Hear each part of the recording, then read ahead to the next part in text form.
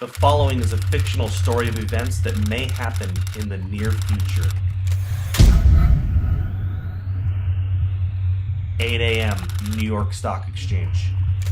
It's a cold, breezy day on Wall Street as markets await the Federal Reserve's announcement for QE4. Futures are up significantly. The Dow Jones just breached its 2008 high of 14,164. Gold just hit an all-time high of $2,900. Silver just breached $100 per ounce. The dollar index is holding at 53.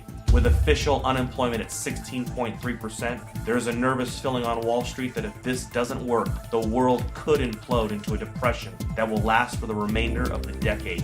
8:19 a.m. Beijing.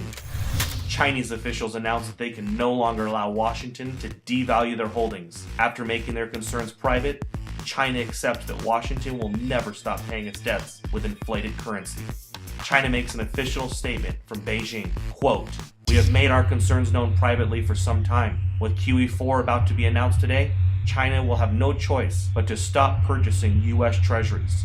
We have allowed Washington to try to work through their imbalances for 4 years. But with global inflation and U.S. consumers rapidly shrinking as a percentage of global GDP, we feel that a Western recovery is unlikely until they reform their entitlement programs." 8:45 a.m. New York Stock Exchange. Upon hearing the statement from China, Dow futures have a sharp reversal and begin to drop. Gold leaps past $3,000 per ounce, up $150 per ounce in the last 26 minutes. CNBC awaits a statement from the White House. 8:50 a.m. Washington, D.C. The president makes an official statement to calm investors' fears. He tells Americans that he has spoken with several G20 leaders. They have assured him that they will continue to increase their purchase of treasuries and believe that a strong U.S. economy is the only thing that will bring back global prosperity.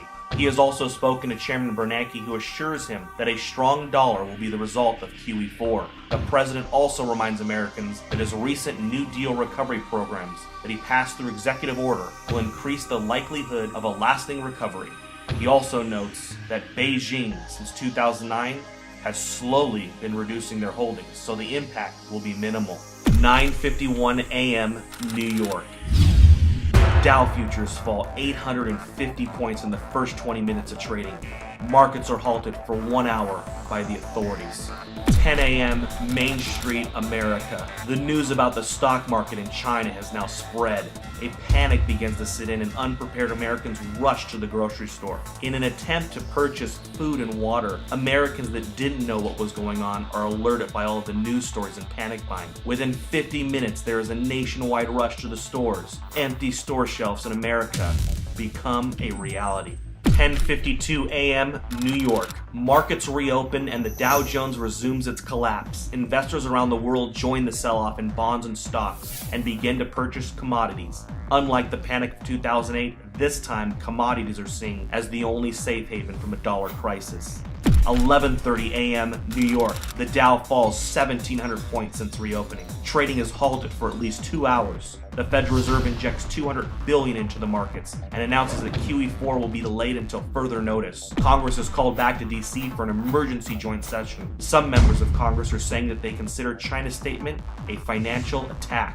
12 p.m. Main Street, America. Several cities begin to see civil unrest after grocery stores are forced to close. Traffic in the streets and violence break out. The president puts the National Guard on alert for a possible deployment onto U.S. streets if things don't get under control soon. Several news agencies are reporting injuries at grocery chains and call for the authorities to do something before it gets worse. 12:15 p.m. Toronto, Canada. George Soros tells CNBC that a run on treasuries is imminent and that there is nothing the government can do to stop it. He says it is unfortunate that a controlled decline of the dollar was not coordinated better over the years. Today really could have been avoided if not for the Tea Party politicians who demanded fiscal responsibility and a constitutional government. 3 p.m. Gold closes at $11.53 for the day at $4,053 per ounce. Silver closes at $173 per ounce. The president announces that due to civil unrest in some areas of the country, U.S. stock markets will remain closed for the rest of the day. With the exception of mining and other inflation-related stocks, the majority of U.S. stocks are down significantly due to the sell-off and flight to safety in commodities. The Federal Reserve announces that it will begin to purchase U.S. treasuries and stocks in order to stabilize the markets. But this only feeds investors' fears of a full-blown treasury run and collapse of the dollar. 6 p.m.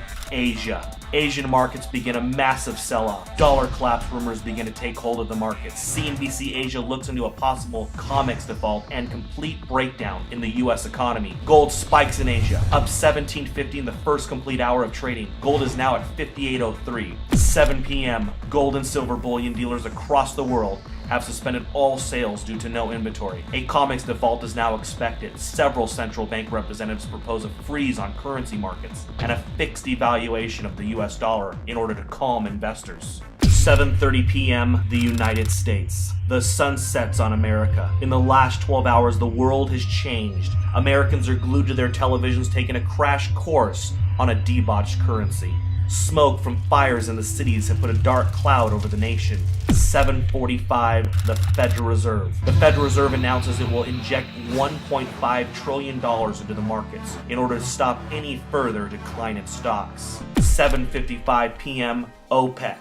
The final nail in the coffin. OPEC nations halt oil trades in US dollars until further notice. They will only accept euros, renminbi, or gold.